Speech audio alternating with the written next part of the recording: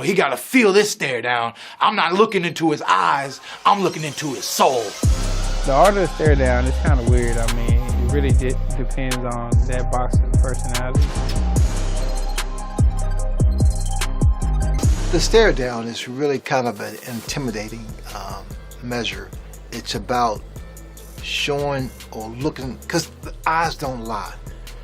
And for me, it was always about looking right at my opponent, my challenger, and seeing what is there.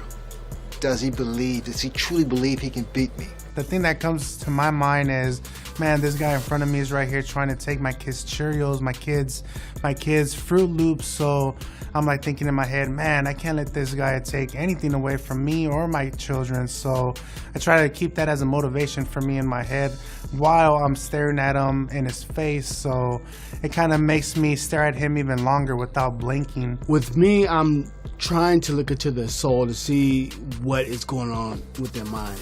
Did they train hard? Do they feel confident? Do they feel they can win? Whatever I can get about them, their personality, and what I can use for in the ring. Don't blink. Don't blink, you know? Right at the stare down, you know, I also gotta like eyebrows down, you know? You gotta like eyebrows down, but as the eyebrows go down, right, you gotta lift the eyes up. So it's like down and up all at the same time, right? You gotta have that intensity. You gotta hold. And in my head, it's like, oh, you gonna get it. You about to get effed up, boy. You know, you gotta talk that talk inside. You know. I'm just trying to look in his eyes, see if I see a weakness, see if I can see through him, if he's transparent, if he's angry. I just want to try to feel the vibe, feel the energy, and it usually tells me a lot. Look, the stare down is a big part of the promotion, right? But it also plays into the mindset and to the mind games, you know, for the fight, you know. And it changes according to the opponent. You know, I have changed my attitude, my character, depending on the opponent that I have in front of me. For me, I'm looking straight at you. I already know what I got to do. I'm not intimidated. I know what we're gonna get you know, to do inside that ring in a few seconds. I'm confident, and that's just the way I am. I'm looking through his soul, and I want to see everything in it. And I look for little things to see if they look away first or fidgeting or whatever it may be. Because you can tell a lot about a man when you stare into his eyes for, you know, a moment or two. And so I'm just looking to see who budges first and who's willing to stand there the longest. For me, that plays a big part. That's a big deal to me. I try to play the fight in my head so that fight day I could just go out there and do what I did in the gym and hopefully, you know, come up with the victory. With Hearns and with Hagler and Durant, I didn't really look at them. I didn't look at them. I looked away because I didn't give them the pleasure of seeing something that they thought was real and that I was afraid. The eyes don't lie.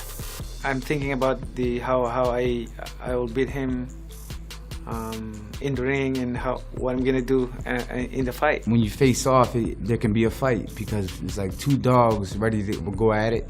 And fight night it's go time. You had 24 hours to rehydrate. You're feeling good. You might have a little bit of nerves, but it's just another day at work, and it's go time. All of my stare downs, all my opponents look away first, because I'd still be standing up there staring at my next opponent at the press conference if he wouldn't have looked away first, and we'd be here next week too. I'm not looking away first. You know, it's just like that famous line, the eyes never lie. You know, that's true. The eyes do speak, and you can really read someone just by that look. If you're confident, then you're gonna go out there and you're gonna look straight to the person to see if he's confident or not. And then if he's confident, then you say, okay, well, it's gonna be a great fight.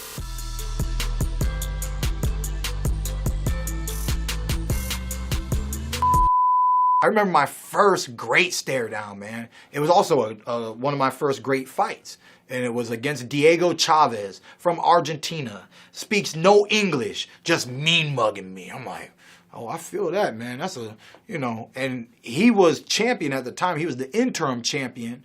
I think Paulie Malignaggi was the current WBA champion at that time.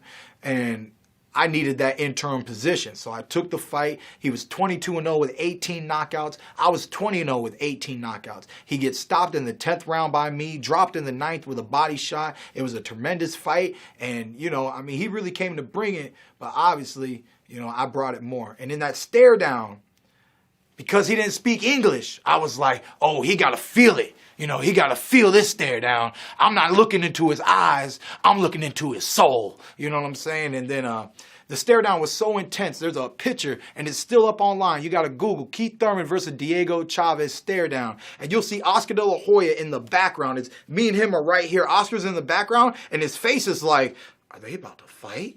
Like, he's like should I break this up? You know, I think Oscar was nervous. You know, there was a lot of tension before the fight, and it was a tremendous fight. Just like coming up soon against Manny Pacquiao, I'm expecting a great fight. Thank you for watching. Well, if you enjoyed that clip, make sure you click somewhere around here and subscribe. From fight highlights to exclusive interviews, we have got everything you need as a boxing fan right here on PBC on Fox.